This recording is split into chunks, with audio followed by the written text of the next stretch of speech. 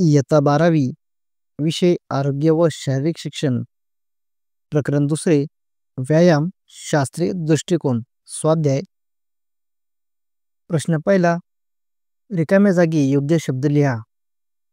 1. व्यायाम करताना हृदयातून प्रवाहित होणाऱ्या रक्ताचे प्रमाण 20 ते 25 लिटर एवढे वाढू शकते. 2. ताणाच्या व्यायाम प्रकारामुळे स्नायूमधील लॅक्टिक आम्लाचे प्रमाण कमी होण्यास मदत होते. 3. हृदयातून एका मिनिटात बाहेर फेकल्या जाणाऱ्या रक्ताच्या प्रमाणास हृदयाचे आउटपुट म्हणतात. 4. कोणताही व्यायाम केल्यानंतर शिथिलीकरण अत्यंत गरजेचे असते. 5. व्यायाम करत असताना शरीराची ऑक्सिजनची गरज तात्पुरत्या स्वरूपात वाढलेली असते. प्रश्न 2 योग्य जोड्या लावा. अ गट कोरोना विषाणू प्रास्ताविक हालचाली शिथिलीकरण नियमित व्यायाम. ब गट खेळाची मानसिक तयारी थकलेले स्नायू पूर्ववत होण्यासाठी शारीरिक क्षमतेमध्ये वाढ होते. रोग प्रतिकारक शक्ती वाढवणे आवश्यक. तर मित्रांनो याचं उत्तर आहे कोरोना विषाणू रोग प्रतिकारक शक्ती वाढवणे आवश्यक. प्रास्ताविक हालचाली खेळाची मानसिक तयारी होते. शिथिलीकरण थकलेले स्नायू पूर्ववत होण्यासाठी नियमित व्यायाम शारीरिक क्षमतेमध्ये वाढ होते. प्रश्न 3 खालील वाक्य चुकी बरोबर ते लिहा. 1. व्यायाम सुरू करण्यापूर्वी शरीरातील सांधे व स्नायूंच्या हालचाली करणे आवश्यक असते. उत्तर बरोबर. 2.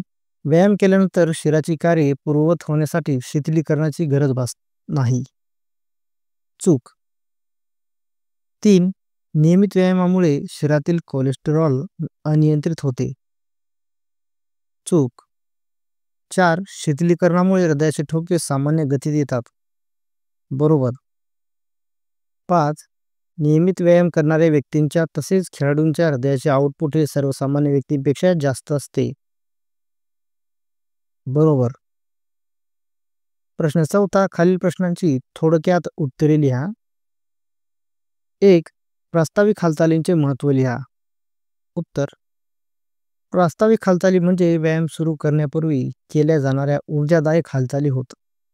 या हालचाली शरीरातील सांधे स्नायू आणि अस्थिबंध यांना सक्रिय करतात.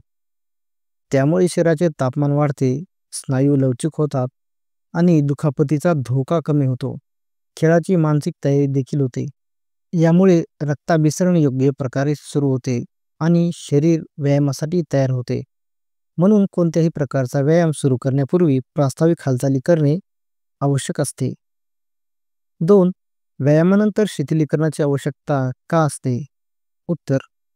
व्यायामानंतर थकलेले स्नायू पूर्ववत होण्यासाठी शिथिलीकरण गरजेचे असते. यामुळे हृदयाचे ठोके आणि श्वसनाचा दर हळूहळू सामान्य होतो. शरीरातील स्नायूमध्ये जमा झालेल्या लॅक्टिक आम्लाचे प्रमाण कमी होते आणि स्नायूमध्ये येणाऱ्या वेदना टळतात. शिथिलीकरणामुळे शरीर आणि मन दोन्ही शांत होते. त्यामुळे शरीराची कार्यक्षमता टिकून राहते आणि इजा होण्याचा धोका टळतो. व्यायामानंतर थांबण्याआधी थोडे हलके व्यायाम किंवा स्ट्रेचिंग करणे अत्यावश्यक आहे. 3. नियमित व्यायामाचे फायदे लिहा. उत्तर. नियमित व्यायामामुळे शरीर निरोगी व तंदुरुस्त राहते. वजन नियंत्रित राहते व कोलेस्टेरॉल कमी होते. हृदय, पचन, श्वसन व रुधिराभिसरण संस्था सक्षम बनतात. स्नायूंची ताकद व लवचिकता वाढते. मानसिक तणाव कमी होतो आणि मन प्रसन्न राहते. आत्मविश्वास वाढतो आणि दैनंदिन काम करण्यास स्फूर्ती मिळते. झोप चांगली लागते. व्यायामामुळे रोगप्रतिकारक शक्ती वाढते आणि शरीर बलवान होते. त्यामुळे अनेक रोगांपासून बचाव होतो. व्यायाम हे निरोगी जीवनाचे गमक आहे. 4. भार प्रशिक्षण व्यायामामुळे रुधिराभिसरणावर कोणता परिणाम होतो? उत्तर.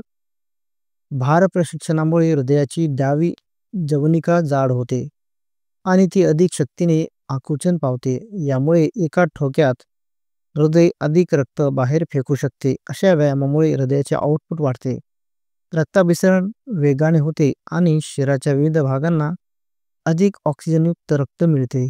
त्यामुळे शरीराची कार्यक्षमता वाढते. प्रश्न 5वा, स्वमत लिहा. विषाणू संसर्गापासून स्वतःला दूर ठेवण्यासाठी उपाय. उत्तर, माझ्या मते विषाणू संसर्गापासून स्वतःला दूर ठेवण्यासाठी आपल्याला शारीरिक, मानसिक आणि सामाजिक स्तरावर दक्ष राहावे लागते. सर्वात आधी वैयक्तिक स्वच्छतेची काळजी घेणे महत्त्वाचे आहे. बाहेरून आल्यानंतर आणि जेवणाआधी हात साबणाने स्वच्छ धुणे, वेळोवेळी सॅनिटायझरचा वापर करणे आवश्यक आहे. सार्वजनिक ठिकाणी जाताना मास्क वापरणे आणि सामाजिक अंतर पाळणे यामुळे संसर्ग पसरण्याचा धोका कमी होतो. संसर्ग टाळण्यासाठी शरीराची रोगप्रतिकारक शक्ती मजबूत असणे गरजेचे आहे. त्यासाठी संतुलित आहार, फळे, पालेभाज्या, भरपूर पाणी तसेच झोपेची पुरेशी विश्रांती आवश्यक आहे. दररोज योग व प्राणायाम केल्यास मानसिक तणाव कमी होतो व शरीर मजबूत राहते.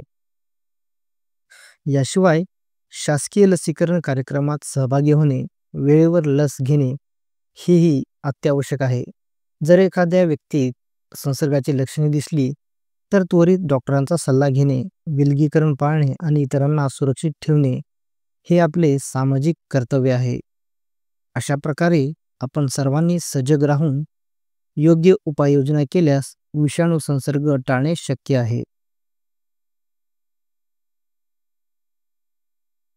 प्रश्न 6वा, आकृतिबंध पूर्ण करा. शिथिलीकरणाचे फायदे. उत्तर, हृदयाचे ठोके सामान्य गतीत येतात, श्वसनाचा दर पूर्ववत होतो, स्नायूंचा थकवा कमी होतो, शरीराची कार्यक्षमता टिकून राहते, दुखापतीचा धोका कमी होतो. नियमित व्यायामाचे फायदे. उत्तर, 1. वजन नियंत्रित राहते. 2. शरीर बांधेसूद व निरोगी बनते. 3. शारीरिक क्षमतेत वाढ होते. 4. आत्मविश्वास वाढतो. 5. झोप चांगली लागते. 6. मानसिक तणाव कमी होतो. 7. रोगप्रतिकारक शक्ती वाढते.